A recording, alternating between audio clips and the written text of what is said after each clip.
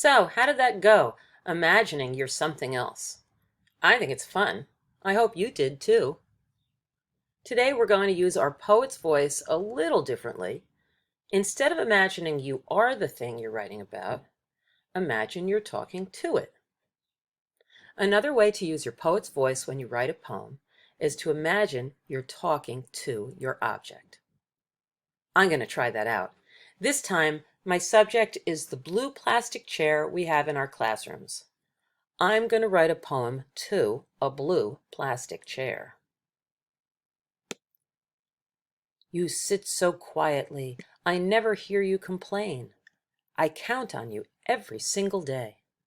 You'll hold my backpack, you'll hold my coat.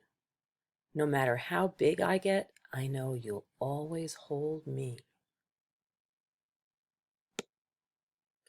Now you try. Imagine you're talking to the thing you're writing about and use your poet's voice to write a poem. Remember to send a picture of your poem to your teacher.